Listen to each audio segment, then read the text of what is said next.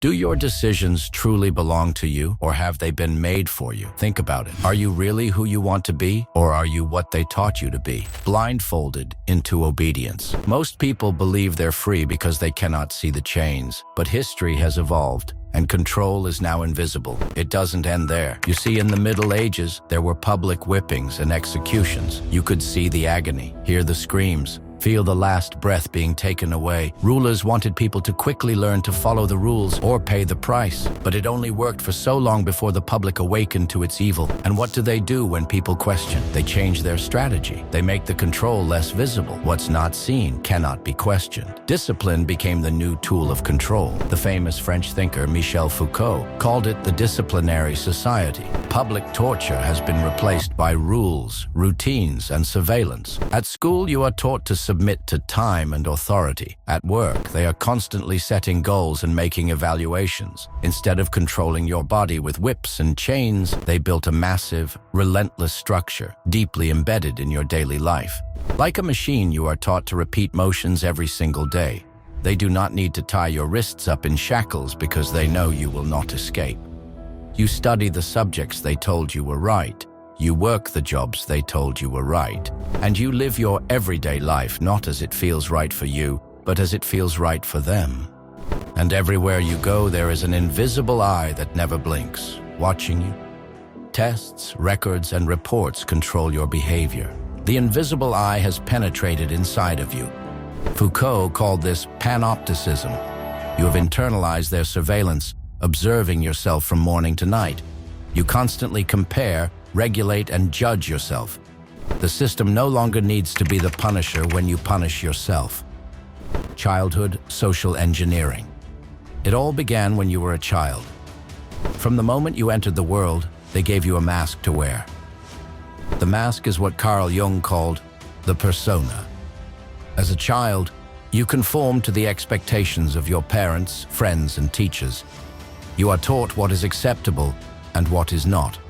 You quickly learn to conform so you can gain their approval and blend in. You wear the mask to be protected. But how protected are you?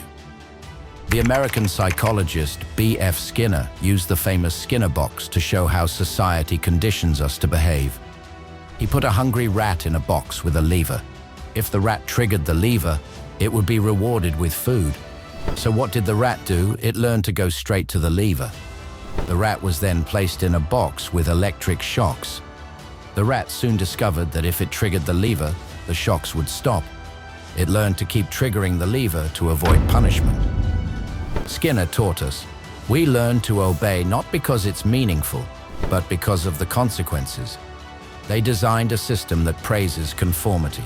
So we begin to confuse submission for success. You believe you made the right decision because it has earned you praise from your family, friends, and colleagues. You compete for a job title they tell you is highly respected, a degree they tell you makes you smart, and personal choices they tell you will make you happy. The education system is designed to create obedient workers. Schools today are very similar to the Prussian education system from the 18th century. The idea back then was to make a product. What was the product? An obedient citizen who understood written instructions and was devoted to the state. Why? Because then he could become a good and loyal soldier, worker, and clerk. Everything from respect to hierarchy to the classroom structure was created with this in mind. The education system does not build minds, it creates products. National curricula and exams measure your ability to memorize, to repeat, to conform. Grade systems punish you for making mistakes. So, you avoid taking risks, following curiosity, and trying new methods.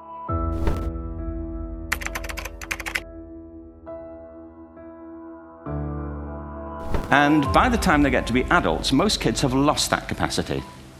They have become frightened of being wrong. And we run our companies this, by the way. We stigmatize mistakes.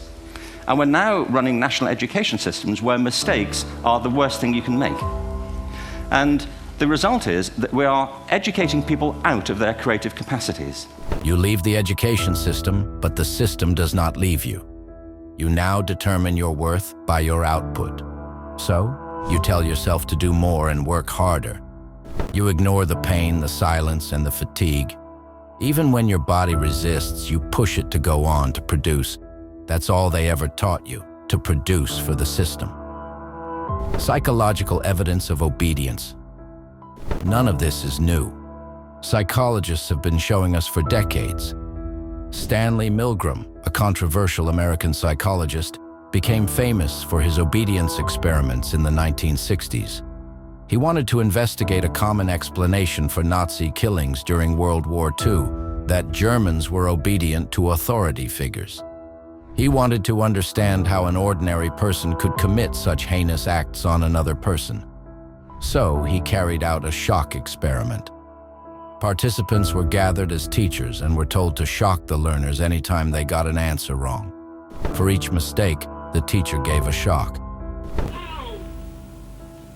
I can't stand the pain. Let me out of here. Can't stand it. I'm not going to kill that man, eh? When they refused, the experimenter stepped in with a prompt to keep them going. I mean, who's going to take the responsibility if anything happens to that gentleman? I'm responsible for anything that happens here. Continue, please. Milgram found that 65% of participants obeyed fully. Milgram revealed a dark reality. The majority are willing to obey, even if it means hurting another person. Our obedience is so strong that we are willing to do the most monstrous things, even if it means acting against our conscience. The truth is, they have trained you to obey without needing a reason. In 1966, a psychiatrist called Charles K. Hoffling carried out a field experiment in a hospital. An unknown doctor ordered the nurses to give their patients what could have been a dangerous dose of a fictional drug. It turned out that all but one of the nurses would have given the patient an overdose of medicine. Conditioned to obey authority, they did not question the order, just as you have been taught not to question the system. Here is the truth they never taught you. You were not meant to think. You were meant to perform. On an August day in 1971, a psychologist named Philip Zimbardo set up a mock prison in the basement of Stanford University's psychology building. 24 undergraduate students were selected and randomly assigned to play the roles of both prisoners and guards. The guards, suddenly placed in a position of power, became abusive and aggressive. It was completely different from how they typically behaved in their everyday life. The prisoners, placed in a situation where they had no real control, became submissive and depressed. Zimbardo proved that our sense of reality is controlled by society and who it tells us to be. Each of us has a unique role to play in this world. Yet we go about life performing the ones society has given to us. The illusion of freedom. You were taught from birth that freedom meant having options, but no one asked why the options looked the same everywhere. The illusion of freedom comes in the options of different corporate names, missions, and visions. But they all suck you into the same system, to become dependent on your economic master for money.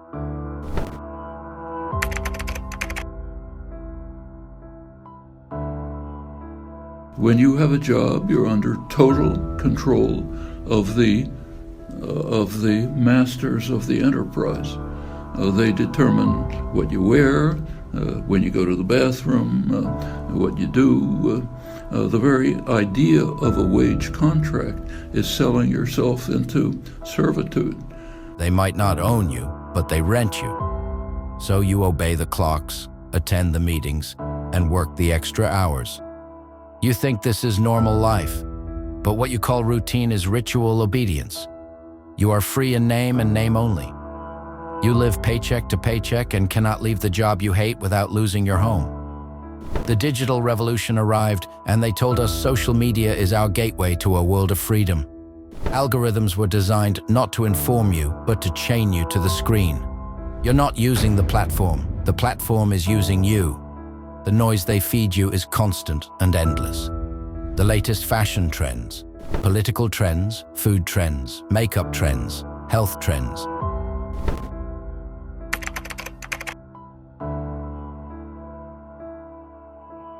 Lack of information can be very dangerous, and we agree. But at the same time, too much information can be very dangerous because it can lead to a situation of meaninglessness. That is, people not having any basis for knowing what is relevant, what is irrelevant, what is useful, what is not useful, that they live in a culture that is simply committed through all of its media to generate tons of information every hour without categorizing it in any way for you. This becomes, I think, a threat, not only to one's peace of mind, but much more important than that, to one's sense of meaning. Rewards online come in the form of likes, reshares, and comments. So, like the rat in the Skinner box, you do what it takes to get them. You dress, talk, and live how they want you to, until you forget who you are. The content you consume doesn't enlighten you, it reinforces you. You think your beliefs are your own, but they are not. You do not control what comes on your screen, they do. Tech giants are not just developing apps, they are building tomorrow's world order. It is a new kind of cage, one you cannot see or touch, but you are already locked up inside it. You conform to their beauty standards, their fashion trends, and their thoughts. Even your outrage has been monetized. Influencers tell you to book that retreat and buy their wellness products. Consume your way into peace. So why do they let you believe you're free? Because obedience, wrapped in the illusion of freedom, is the most stable form of control ever invented. You will not fight a prison if you cannot see the bars. So you keep scrolling, scrolling, and scrolling. You did not lose your attention. It was stolen from you. A distracted population is a controlled one. The more your attention degrades, the harder it will be for you to take on those who are stealing your focus. The harder it will become to question the information they are feeding you. Why do we conform? In the 1950s, Solomon Asch's conformity experiment gave us the answer. You want to fit in, so you follow the group blindly. Even when you know they are wrong, you stay silent. You think others must know better. They must be smarter. They must have the answers. Control doesn't need enforcers when you enforce yourself. Through insecurities, through the fear of standing out. And it works. Afraid to look like a failure in their eyes, you chase all the things they taught you were success. The degree, the job, the house, the marriage, the cars, the money. You tick the boxes one by one, yet feel a great sense of emptiness inside. So you keep ticking them off, thinking the feeling will eventually fade. But it never does. Why? Because you became a product of their imagination, while slowly destroying yours. The emptiness you feel inside is the parts of you that have died in the process. This channel exists for one reason: to speak to those who were never comfortable in the mask. So now what? You know the system, you've seen the design, but knowledge cannot set you free. Only you can set yourself free. Most people return to the program. It's easier, safer, cleaner. They close the tab. They silence the doubt. But if you've listened this far, a part of you was never fully asleep. And that part, that's the threat they've always feared. You were never meant to wake up. But now that you have, the question is, what will you do now? Obey or awaken?